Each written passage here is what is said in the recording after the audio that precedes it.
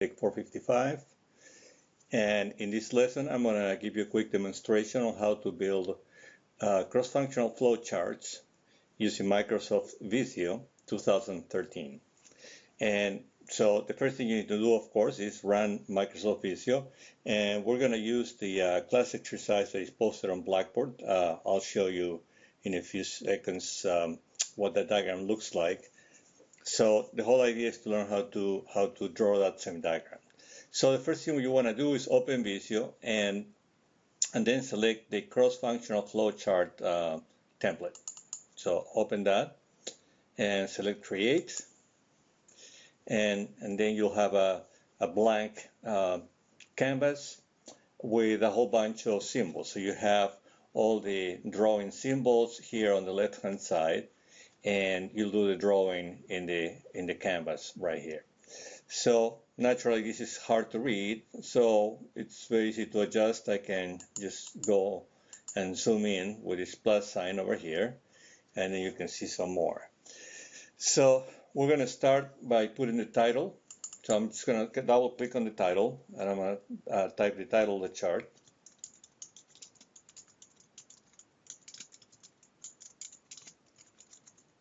Okay, and in this particular diagram we have two functional lanes. I'm going to take one, double click, and type the name. We have a cashier, and in the other one we have a patron. This process is for a parking garage application. So I'm going to need more space here, so I'm anticipating that I'm going to need wider lanes, so I just have to drag them. Wait until you see those two little parallel lines, and then you can drag the functional lanes and make them bigger. Okay, so I'm going to start by putting the start symbol right here. So I'm going to put it here, and I'm just going to double click and type start. Personally, I don't like this shape. It's hard to read. So what I like to do is I like to click on this, and I like to go to the fill and just put maybe a light gray. And then for the text, I like to go and select the black text, and then that's a little easier to read. Maybe increase the size a little bit, and that's a little nicer. The presentation of the graph is always very important. So now I have that, and my second symbol is a parallel symbol, a parallel flow symbol, and in this particular case, I need a fork.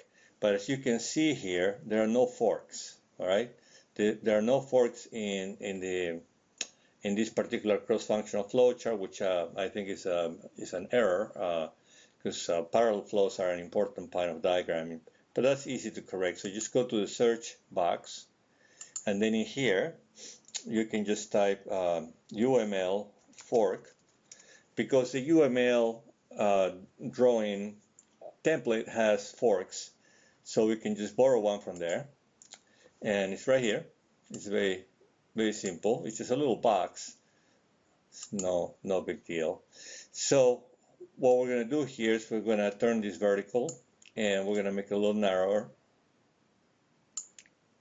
and a little smaller. You can size this to any size you want, and then you see those green dotted lines in there. That allows us to align one symbol with the next one. So I'm going to click in here, and I'm going to connect the start to the parallel symbol. Okay, and there's different ways of doing this. One way is to click on the connector and drag it here, and then connect the symbols. But there's a really simple way to do this in Visio, which is if I hover over the symbol, you see those little arrows in there. So I'm just going to click on that, and it will automatically give me an arrow flow to the symbol that is next to it. Okay, so now what I want to do is I want to come here all the way to the right, put a sub process all the way over here. Okay, but now I just realized that I don't have any face separators. So what I need to do is I need to add a few face separators, and I'm going to have one called start, and then I'm going to add another one. It's going to be for the entry face, as enter in the garage, I'm going to have one for the exit phase, which includes all the payments. And there's a few things I need to do at the end of the day. So I'm going to call that phase end of day.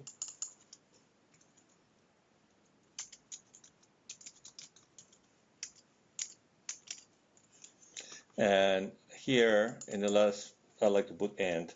This is a personal preference. It's not a requirement, but I like to have a start and an end phase, because that way I can keep the start and the end very distinct. So I'm going to select this, and I can use the right and left arrow keys and just move that right and left. You're going to learn that when you work with Visio diagrams, sizing the diagrams, sizing the symbols, all of that is very important. So now I'm going to drag a decision symbol right here. And I'm going to call this enter or exit. So we start the process, and the vehicle approaches the gate, and we need to know if the vehicle is entering the garage or exiting the garage. Now, again, I don't like this formatting here, but there's an easy way to just take this, click on the format painter, and then this way I can make all my symbols very similar in formatting. I'm going to need a little more spacing here. I'm going to change the size of this decision symbol. Okay. And I'm going to take this and connect this to my next symbol, and then I'm going to take this and connect this to this symbol over here. Okay. Now I can, I'm going to take this line here, and I can, if I want to move it, I can move it to a higher point, and then I can take this and adjust this to make it look a little nicer here. All right. So I have my parallel line, my parallel processing line, which in this particular case is a fork. If I want to take several lines and merge them into one, we call that a join. In this case, this is a fork, and one fork goes to enter or exit, and it's not a bad idea to put a question mark in here. And this is what we call a sub-process or a predefined process. And I'm going to double click here and call this upload transaction data. Okay. So when you start building models in multiple pages and you have sub-processes, it's always important to name your pages or sheets in the diagram accordingly, so you can navigate very easily. So I'm just going to double click where it says page 1, and I'm going to call this main diagram. Okay, and I'm going to create another page, and I'm going to double click here, and I'm going to call this upload transactions. You can give it any name you want, but now you realize I have two pages or two sheets, one for the main diagram and one for the upload transactions. Right now I have nothing here, but when you have a predefined process like this one, that means that there is another diagram somewhere in your set of diagrams that provides further details for what's inside this diagram. So before I continue, I'm just going to take this and copy the formatting so everything is on the same format. And so I'm going to go in here and I'm going to create a diagram for the upload transaction data. So this is also in the class exercise instructions that I posted on Blackboard. And it's very simple. I'm just going to come in here and I'm going to add a swim lane in here. Okay, and this swim lane is a little big, so I'm just going to make it a little smaller and maybe a little bigger here. And I'm going to title it GMC parking dash transaction data upload details. Okay, and it all happens in a single phase. So I'm just going to put here end of day. Okay, and in the function, it's going to be just the cashier. It's going to do all of this. So it's important that you put the corresponding swim lane here that relates to the appropriate swim lane in the main diagram. So what I'm going to do is I'm going to come in here and take this start symbol, and I'm going to select it, and I'm going to do Control C, okay, which will copy the symbol. I do Control C, and then I go to the upload transactions and I do Control V, and I paste it, and it's right here. I'm going to put it somewhere in the middle here, and it's going to be called start. Then I'm going to take a process step and put it right here, and I'm going to blow this up a little bit so you can see this. And I'm going to call this summarize data.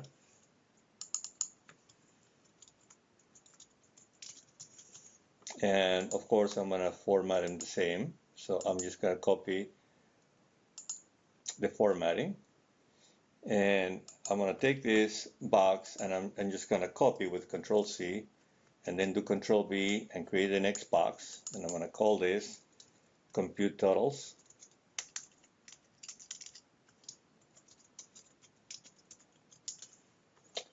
And I want to, these boxes are probably a little big, so I'm just going to make it a little smaller, okay? A little smaller here. And use the right arrow keys in there to move it around. I'm going to copy this and then I'm going to paste it and double click and call this connect to headquarters. Okay, I need to open this up a little bit. Okay, Control copy, Control V, upload data.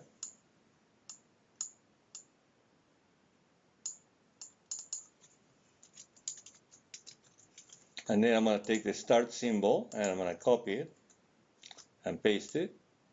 Sorry. And I'm going to put it right over here, but I'm going to call it end. And now I'm going to start linking the processes using these symbols here. It's very easy to do. Okay, so I have my sub-process all finished. Okay, now I'm going to go to the main diagram here, and it's important that I connect these two diagrams. So this sub-process here, I'm going to select it, and I'm going to go here to the menu option that says process, and then I'm going to click link to existing.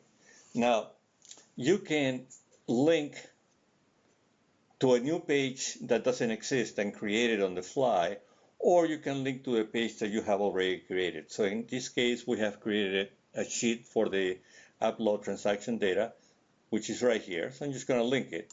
So now this diagram, this symbol here is connected to this diagram here, okay? And what I'm going to do is I'm going to take the end symbol here so that I can navigate back to the main diagram and link it to the main diagram. So now check this out. I go to the main diagram and I click on this symbol, and if you right click, you can go directly to upload transactions. And now if you click on the end and right click, you can go to the main diagram, and that provides some quick, nice navigation. It makes it easy if you have very complex diagrams to go back and forth from one place to another.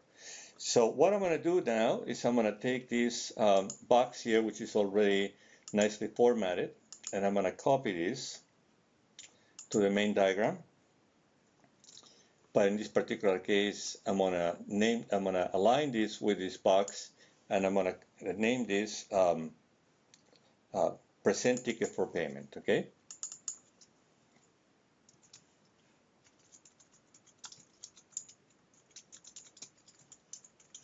And this particular symbol is in the exit side of things, and I don't need something this big, so I'm just going to make it a little smaller. and I will align it like that.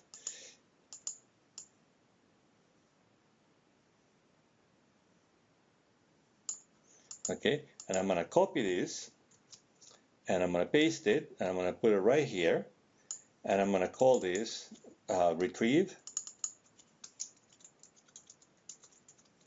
ticket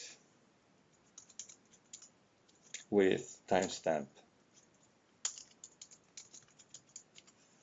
Okay, so if the person is entering, I want them to retrieve the ticket. Okay, now one thing that happens here is I'm connecting to this from this angle here, from this corner, but I really would like to connect from this corner, make a little nicer diagram like that. And I'm going to take this and connect it to this one by dragging that. Now, when you have decision symbols, you need to label the outcomes. That's an important rule when doing BPM. So I'm going to double click here on the line and call this exit. And on this line, I'm going to call it entry.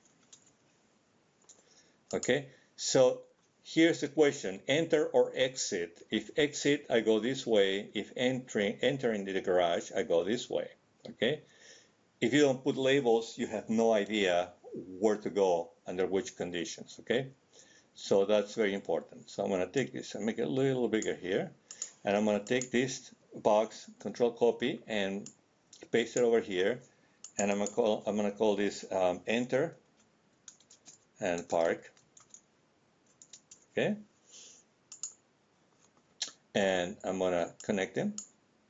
All right, and you just continue this way.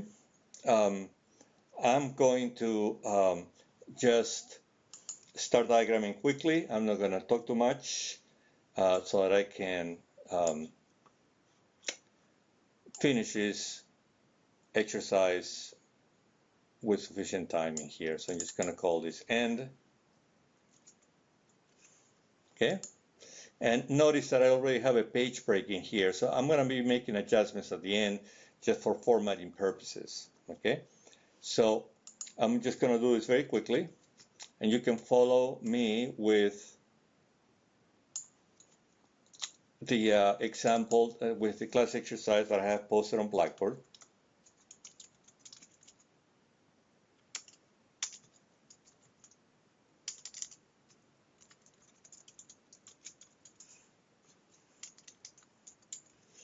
Okay.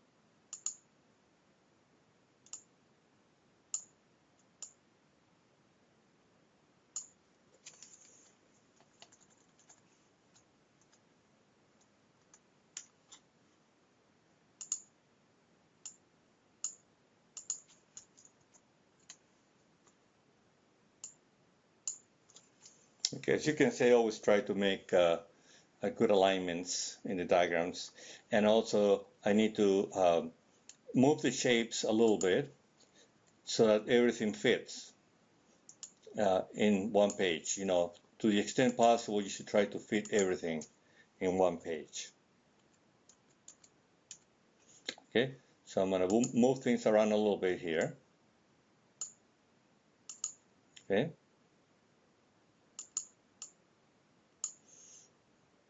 And to the extent possible. Okay. So now, every time I need a new shape, I can copy and paste it, because when I do that, I'm copying the formatting, and then all I have to do is just edit the box.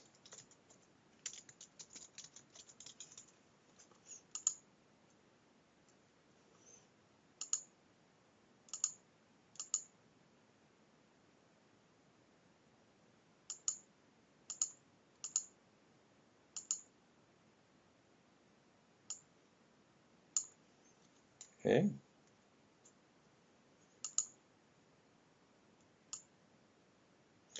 Now, one thing you can do here is if there's no symbol to connect to, you can pick one and it'll create a symbol.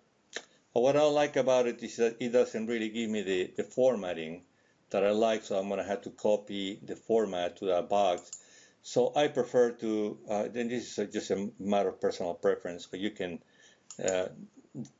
do this in any way that works for you. So I'm just going to copy this symbol, I'm going to paste it, and I'm going to bring it here, align it, and I'm going to call this swipe.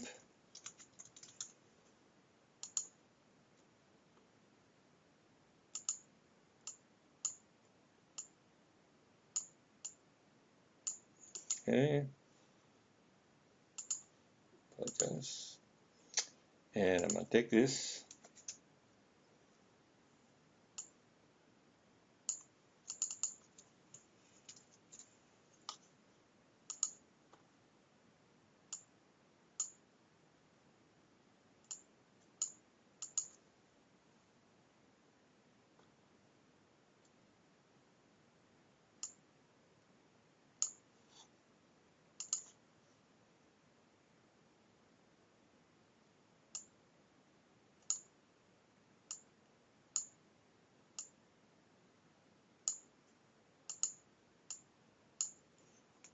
Okay, so we have that in there.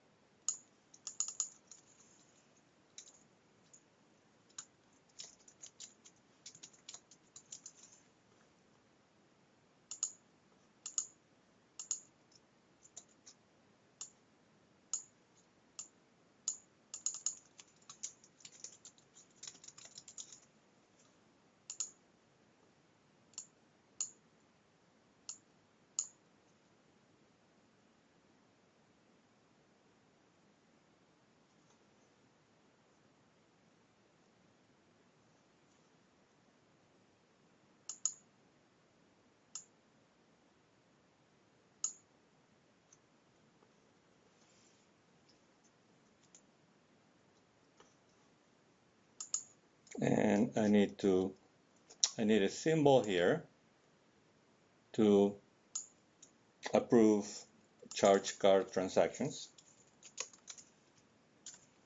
Okay, so I'm going to go from here to here.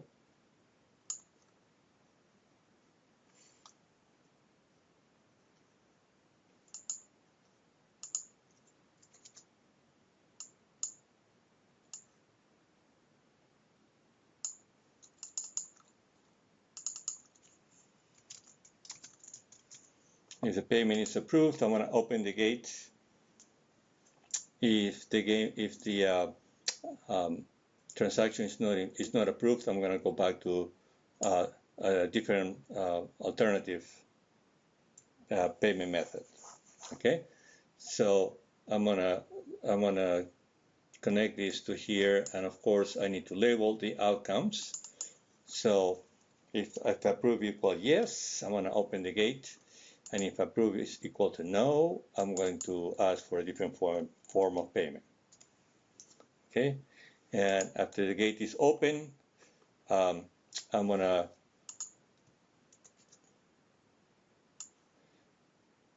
take the symbol here, and I'm going to exit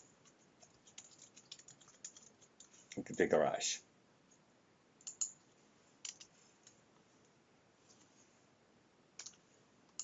Okay, so now I have a little more spacing here, so I'm just going to move this to the left so that I can fit everything in one page.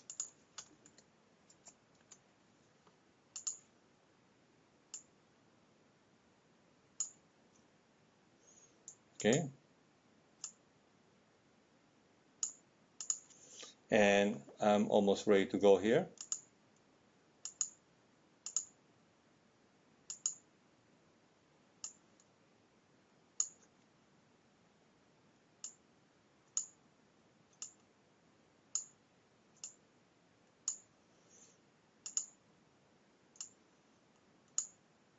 And I'm finished with the diagram. Okay. I'm not finished. Actually, I have to connect this symbol to the end because, so let's look at the logic of the diagram. So after you enter, you're done. You enter and you walk away, right? And then when you come back, you're getting ready to exit, so you have to do all these convoluted steps to finish the payment. So now I'm gonna make this a little smaller here so you can see the whole diagram. Okay, and then you can see the full diagram. And of course, if I want to see the details here, I can right click and go to that diagram and look at these details, and I can right click and go back to the main diagram. Okay, so that's it. Now I'm going to save the file. Okay, and you can give it any name you wish. So that concludes this exercise, and we're going to go through this in the lab, but I wanted to have this recorded in case you need to refer back to this. It's actually quite simple. One important thing that you need to remember when you're drawing cross-functional flowcharts is when you make these line connections, you can connect to the entire frame, or you can connect to a specific connecting points, okay? Here's the difference. The difference is that if you take this line and connect it to the entire frame, that is convenient when you're moving the symbol, because if I, for example, if I connect this line to the entire frame, that means that the line is dynamically connected to the whole frame. So if I move it, the connecting points get rearranged, okay, as needed. All right. So I'm just gonna go back to where I was, okay? If I connect to a specific connecting point, then that connection point is fixed. So no matter where I move the symbol, it's always going to connect in that connecting point. Whereas if I connect to the frame,